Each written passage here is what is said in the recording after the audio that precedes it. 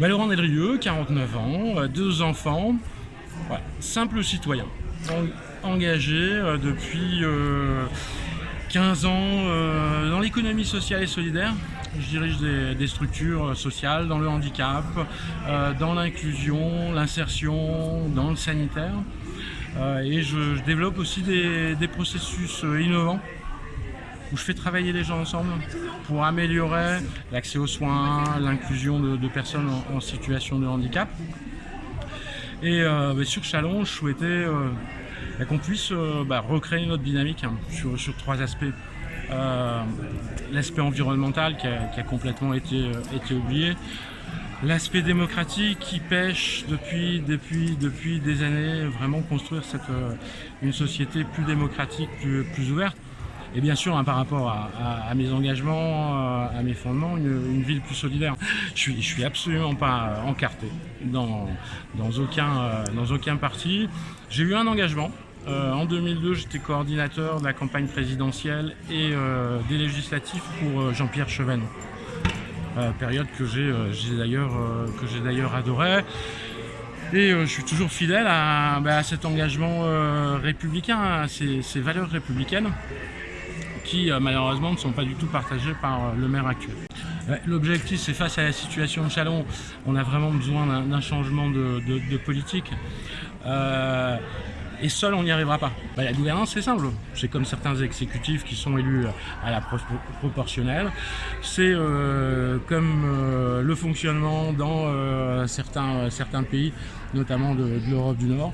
Dans certaines villes, c'est une liste plurielle où on doit trouver des compromis sur des projets concrets. Ça sera bien sûr un changement radical. Aujourd'hui, on a un homme, un gourou, qui est élu, décide de tout.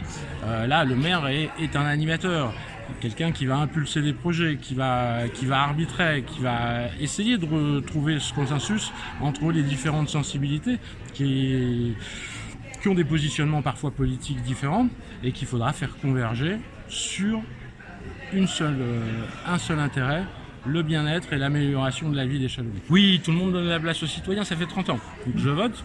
Ça fait 30 ans que des listes citoyennes se positionnent, avec souvent un parti politique.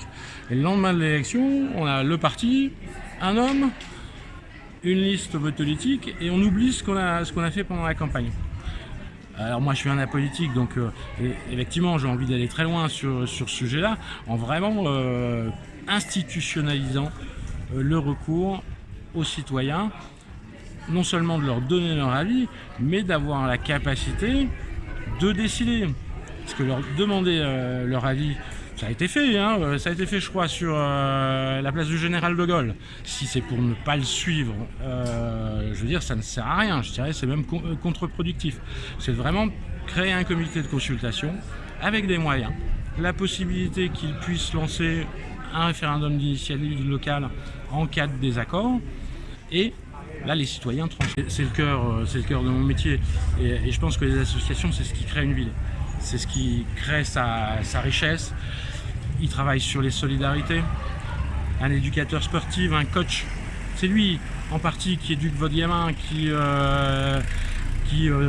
prend son temps le samedi pour l'emmener sur un match de foot. C'est juste indispensable à la vie de la cité. Alors revenir sur la baisse des subventions et pouvoir avoir une politique plus dynamique, et surtout leur permettre d'avoir une indépendance. Aujourd'hui, ils dépendent du fait du prince, de pouvoir caler un système de financement des associations qui soit basé sur leur utilité. Qu'est-ce qu'ils amènent aux citoyens? Une association sportive, combien d'adhérents? Et de permettre qu'ils soient indépendants du pouvoir politique et de pouvoir travailler sereinement. Alors le calendrier, là on l'a positionné, c'est le 10 juillet, c'est peut-être mal placé pour parler politique, mais on a voulu le positionner parce qu'on voyait que X initiatives finalement se développaient, et de dire non, il y a autre chose de possible. Il y a un autre Châlons possible, un Châlons qu'on va construire tous ensemble. Donc à partir de septembre, aller voir les citoyens avec la création d'un Fab Lab. Un Fab Lab, alors c'est comme un atelier citoyen, c'est un espace, donc là pour l'instant on le fait par mail, où ils peuvent donner leur avis sur tous les sujets qui les concernent, une petite idée, un grand discours, un grand projet, pour qu'on soit informé et qu'on puisse travailler avec eux sur la construction de solutions concrètes. Donc on a déjà commencé ça et à partir de septembre, on ira les voir et discuter avec eux sur ces projets concrets. Et je continuerai à retravailler avec les différents partenaires. Je les ai invités ce soir. Ils n'étaient pas là? Pas beaucoup? Pas beaucoup. Les démarches comme ça sont souvent longues. Je continuerai à les réinviter. Je les invite à m'inviter à leur manifestation pour que je puisse travailler avec eux sur la construction d'un projet. Et nous espérons qu'au fur et à mesure, ils pourront venir dans une dynamique un peu plus large que celle qu'ils portent aujourd'hui. Aucune idée, ça. Non, le programme il va se co-construire de façon thématique, donc à partir de septembre. Il y aura un programme certainement complet à partir de décembre. Après la tête de liste sur une démarche d'union, c'est quelqu'un qui doit être le point d'équilibre. Donc à partir du moment où on n'a pas encore construit l'union, la problématique de la tête de liste ne se pose pas. Donc on verra en fonction de l'avancée nos discussions avec les partenaires. Et la tête de liste sera certainement connue pareil sur décembre en fonction de l'état d'avancée. Après l'énergie, la volonté, oui bien sûr. Après il y a d'autres personnes qui sont compétentes et qui pourront l'avoir.